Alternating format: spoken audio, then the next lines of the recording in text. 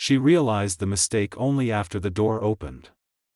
The apartment looked familiar at first, same narrow hallway, same coat rack near the entrance, but something felt off.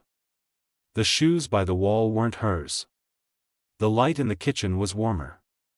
And there was someone standing by the counter, holding a mug, looking just as confused as she was. They stared at each other for a long second before laughing at the same time. "I think, this isn't my apartment," she said, already stepping back.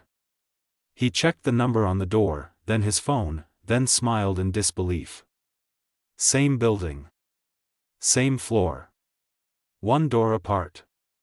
A copied key. A landlord's mistake. They stood in the hallway talking longer than necessary, leaning against opposite walls like people who didn't quite want the moment to end. He apologized too much. She waved it off too easily. When she finally found her actual door and stepped inside, she felt something unexpected: disappointment. The next evening, there was a knock. He stood there holding the spare key and a small bag of pastries, clearly unsure if this was a good idea. She laughed and invited him in without hesitation. They talked about how strange it was to live so close to someone you've never met, how easily routines overlap without intersecting. Conversation moved effortlessly, like they were picking up where something had already begun. Days passed. Then weeks. Doors stayed open longer. Coffee was shared. Silence became comfortable. The accidental meeting turned into intention without ever being declared as such. No labels. No rush. Just two lives adjusting slightly to make room for something new. Sometimes, she thought about how close she'd been to walking away that first night without saying a word. How easily the moment could have ended as a brief mistake. But instead, it became a beginning. Some stories don't start because everything goes right. They start because something goes just wrong enough to open the right door. They never officially decided to spend more time together.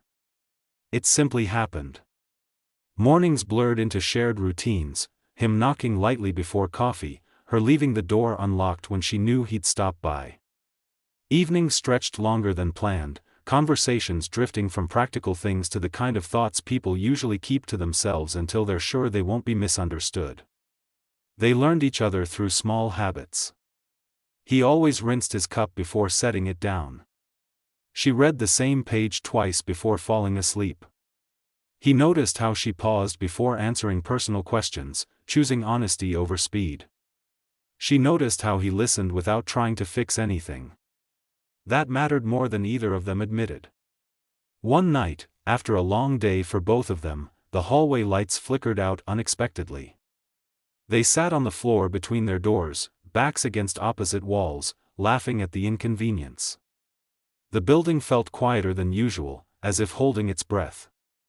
He reached for her hand without looking. She let it stay there, fingers interlacing naturally, no surprise left in the gesture.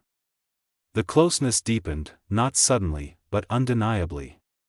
Touch became familiar. Presence became expected. Still, neither rushed to name what was happening. They both understood that some things grow stronger when left unforced. Eventually, the landlord fixed the key issue. New locks. New copies. The practical mistake that had started everything was corrected. On paper, the story should have ended there. Instead, the night the locks were changed, they stood in the hallway again, holding keys that now belonged exactly where they should. He smiled and said it was strange how a mistake had turned into something that felt intentional. She agreed, realizing that not all beginnings need permission. They went back into one apartment that night, not his, not hers, but shared in the way that mattered. And as the door closed behind them, she understood something quietly important.